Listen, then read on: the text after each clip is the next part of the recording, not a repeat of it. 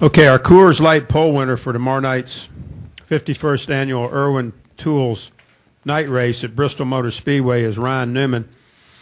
He drives the number 39 Bass Pro Shops Real Tree Chevrolet for Stewart Haas Racing. This is Ryan's 48th career pole in the NASCAR Sprint Cup Series. That ranks 10th all time. And his second pole in 211. His third pole here at Bristol Motor Speedway. Ryan, talk about being able to have that good pit stall selection and then also leading the charge here tomorrow night at Bristol. Well, it's huge. I came in here earlier and talked about the emotions, and when you start up front, you know your emotions are pretty calm because you got a lot of things going your way. You're starting in a good position. You got good pit selection and all those things, and just look forward to the race. It's a great race to watch flashbulbs going into turn one. You just got to miss the wall. Very good. All right, let's take questions now for Ryan Newman. If you have one, raise your hand. Questions for Ryan. We've got two right here. Let's go with Mike and then Lee. Mike Hembry, Speed.com.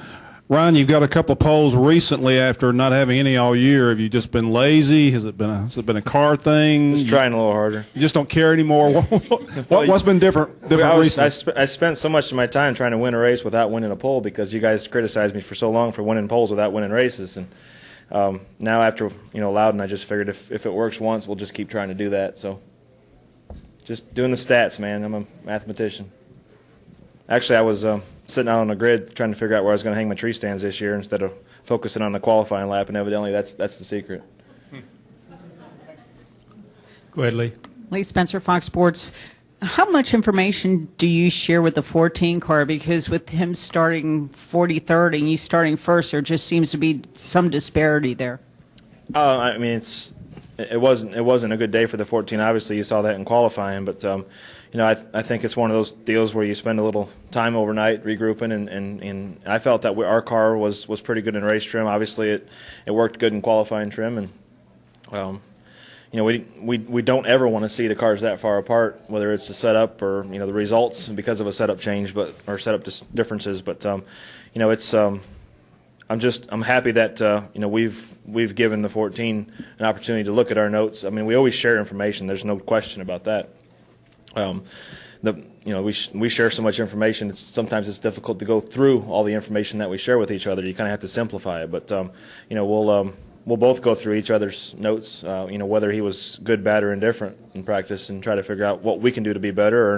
And I've said before, sometimes just like Buddy Baker taught me, it's sometimes better to learn what not to do than what to do. So the things that they changed that they didn't like, maybe some things that we can keep out of our car for the next 12, 13 races. Yep. Mike Mulhern, you have a question? Yes. Your teammate's been sort of moody most of the year, and I'm sure he's probably really moody right now. But you're a happy-go-lucky sort of guy. Do you have to, pump up Tony and keep him happy, or how do you deal with that? Well, I don't have a true therapeutic license in my when I went to Purdue. It was all engineering, so I took a couple communications classes, which helps me a little bit in talking to you guys. But I know he's struggled today, and I know he struggled at times, and we saw it at Michigan after the race. He's not a happy guy when he finishes in the top 10. He wants to win, and that's what's made him a champion in the past. So working through those situations is what makes you a stronger team and a better team, and an organization for that matter. And I'm not. It's not my goal to sit down and try to fix Tony Stewart's mood, but at the same time, I'll do the best and be the best teammate that I can on the racetrack and off. So, I want him to be as good as he can be, and he's proven that here at Bristol and all the other racetracks. So, we'll sit down and talk. But it was a frustrating day for him. I can tell you that right now. And if he was sitting right here, whether he won the pole or not, he would tell you it was a frustrating day for him. Other questions for Ryan? Okay, Ryan. I get moody too, just so you know. I mean, sometimes I have to therapize myself. Thank you, guys. Thanks, Ryan. Good luck this weekend. Thank you. No, it's not.